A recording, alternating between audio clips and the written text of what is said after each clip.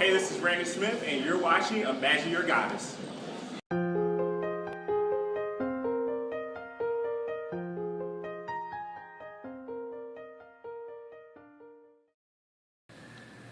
Hey guys, this is Qoheleth, Imagine Your Goddess, here with my deck report that I played in Chicago.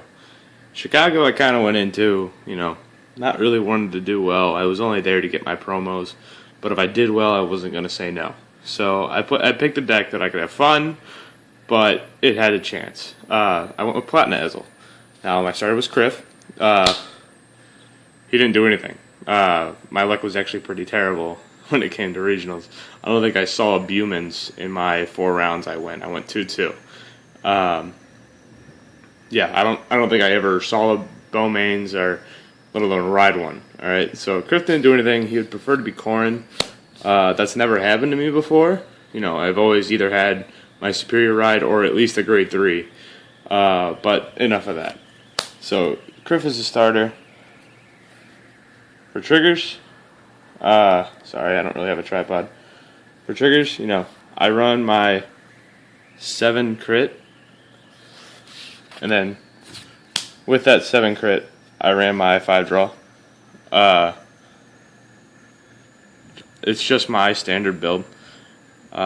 It always seems like you hit more draw, but it doesn't seem like you hit less crit, so that's why I love it. So it's like trading off, because when you go 6-6, you clearly hit less crits, but it seems like when you go 7-5, everything just kind of stays the same except for you get more draw and the same amount of crits. So it's weird, but it works out for the most part. Vanguard is Vanguard. And then obviously, I didn't do anything special. I didn't go anything crazy. I ran my 4 heals. They only came in really changed factors in 1 round where I won, but I was pretty confident that I was going to win that match anyway. It just made it a lot more fun for me. I'll tell you about that in a second.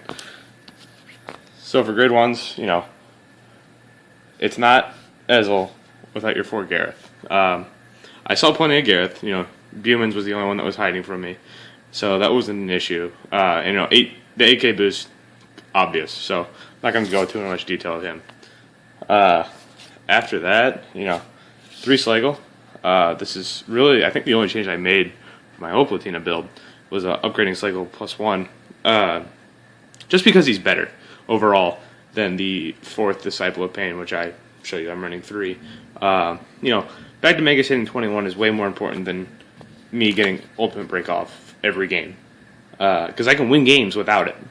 That's what Platina players need to understand, is that Platina isn't always your end game. There are times where I don't want Platina on my Vanguard. I want Ezel, so that way I can get my pluses and swing big mid-game to force cards out of their hand to maybe Platina later. Because Platina, when they have 10 cards in their hand, does nothing. Literally nothing except for burn those 10 cards, and you got to survive next turn. And then you're playing vanilla. So Ezel does more work than Platina ever could, and with that, you have extra Counterblast for Slagle and Bag to Megas to hit 21, which is phenomenal. As I said, 3 Disciples. They did do a lot of work in that game, but I hit a lot of heals. It was just funny because I would go Disciple of Pain to Limit Break from 3, heal, go back down to 2, Disciple of Pain again to get back to Limit Break next turn, hit 2 heals, go back down to 1. It was too good. It was really funny. My opponent was really cool about it. We were having a good time. But it was, they did a lot of work when I needed them to. Otherwise, they're a solid boost. The only card that hits a bad number with them is Trip, and that's 15. So, there's a lot of Gold Paladin there, actually. More Gold Paladin than I expected to see. So, Trip would have actually done a decent amount. But then the one Chivalry Witch, I think I saw her like twice in my 4 rounds. Soul Blast draw card. She's worth it every time. I never had a rider yet, so that's why I don't ever want to take her out. And last 4 perfect cards, I kind of split, set 9, set 6, just for different hollows, and plus riding on the deck list 2 different types of perfect shields is always a good time. But yeah, never go without 4 perfects. On the grade 2s, the Man of Mystery. Knight of Superior Skills Bowman's. He went AWOL on me, like I said. I don't think I ever saw one in my 4 rounds, which is really sad because riding Bagdemagus is suboptimal, and the early I don't have any early Counterblast except maybe Sligo. But even then, like, who has a full field that early at grade 2 to make Trip a useful ride? So I was very disappointed that I never saw him, especially since he does a lot of work on his own. And I mean, I saw him one round. I got him on a random call for Ezel after I was grade locked for like 3 turns. But things would have gone a lot better if I saw him. That's all I have to say. For Bagdemagus, standard 12K attacker. Apparently, he was my optimal ride target all weekend.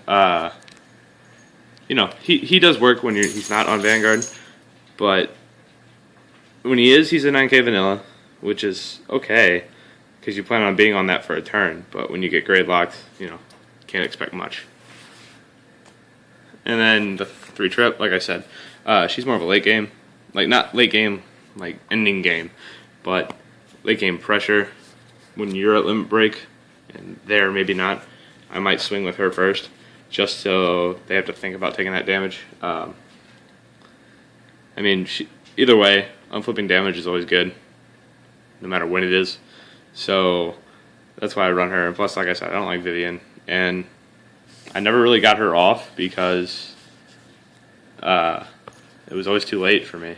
Like I was winning too much, where I didn't need to Platina, or I had already Platinaed and I was just kind of going off steam from there.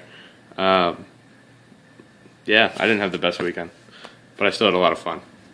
And then when it comes to grade 3s, obviously I'm running my 4 Ezel. My optimal first ride target, always. Riding Platina first actually cost me a game against Dote. You don't want a card where your Vanguard to have all of its advantage come from when you're at 5 damage against Dote, because who wants to get the 5 damage that early against Dote? Because, yeah, it's Dote. But anyway, I rode Platina at first that game because it was the only grade 3 I saw, and I would have loved to just draw into an Ezel so I could ride it and get my pluses and swing big, because I was draining cards from his hand with just Platina, like swinging vanilla, no ultimate break or anything. So if I had just hit triggers or had Ezel's early game skill to swing for numbers against the 13K, everything would have gone a lot better. And then the 3 Platina. Like I said, it seemed like I saw more Platina than Ezel because I couldn't superior ride an Ezel to save my life. But yeah, Platina. I did win a few games, 2, few out of 4 is 2. So 2 games using its ultimate break, which is fine. But yeah, the deck just didn't work like it had in the previous month's testing, which is a little, like I said, disappointing. But like I had fun. It was great. My opponents were great, all of them. They were joking around with me and everything. It was fantastic. I'll kind of go over my matchups. I already said I faced Dote. That was round 1. What really happened that game was I had a 1, 2, 3 in hand and then like 2 triggers. So I was like, all right, I have to play slow against this Dote player, which is never good. And then my grade 3 that I rode was Platina. So I was playing vanilla all game and not hitting triggers. It was to the point where I was like, all right, if he gives me 2 pass, I'm going for it because I haven't hit triggers. And I still didn't hit triggers, so I was like, all right, whatever. These things happen. So I took a round 1 loss. Round 2, I played against Shadow Cloud, and it was a weird build. The only grade 3s I saw were Overlord, like Phantom Blaster Overlord, and Badab Ka. Like, I don't know if he was running a weird cross-ride build, or if he just had Overlord, Phantom Blaster Overlord and Badab Ka. That was the game where I used Disciple of Pain to bring myself back down to 1 in Ultimate Break, or not Ultimate Break, I'm sorry, used Ezel's Limit Break about 3 times. It was hilariously fun. His name was Javier. He was really cool. Round 3, I played against a Suki player who was very skilled. at his deck. You know, he knew what he was doing, even though he did get grade locked for a turn on the grade 2 Suki, so he kept his ride. But since he did get grade locked, his stack was huge, and it was coming at me fast. It was at least a 20 card stack. And he was tearing through his deck to get to it, and I knew that if he did, that it would mean curtains for me. So he gave me, I think he gave me a 1 to pass, and I hit it, and that was game. But he was cool. I want to say his name was Kevin, some outrageous last name. But yeah, I had a lot of fun that game, and I think he did too, even though it did mean that he was eliminated. And then round 4, I played against another Gold Paladin deck. It was Izel Garmor. That was the game that I got grade locked, and he got the superior ride off, which meant that I was stuck at, well, I was at 1, he was at 3, and I was stuck at 2 for about 3 turns. I want to say I almost came back, but I know I didn't. I got him to 4 because he let me get him to 4. He still had, plenty of cards in his hand. He was still in control of that game. He was just trying to end it sooner by letting me get him to limit break to, push it for the game, because I had no more than about 5 cards in hand for the whole game after I rode. But the turn I did ride, I limit break twice, got a Bumans and another Ezel, so plus 20k on the Vanguard. But, a simple no guard meant that I just brought him to 3 damage, but I had units on the field. That's all that meant. I needed to heal to keep myself in, didn't hit it. That was a good game. I was out of the tournament. Time for me to get my goat. Overall, I went for promos, and I got multiple promos. I met, I traded a bunch. I talked to Brandon Smith a lot. He was playing a deck that I am very fond of, that I can't wait to test myself. I'll kind of keep it on a low profile, just in case if he doesn't want that leaked. But yeah, I'm very excited to give it a test. And that was it. That was my tournament report. Remember, I placed 158. Take that as you will. I know my deck is fine. It just didn't perform that I wanted it to. But yeah, this is Chris, Imagine Your Goddess, and we'll catch you next time.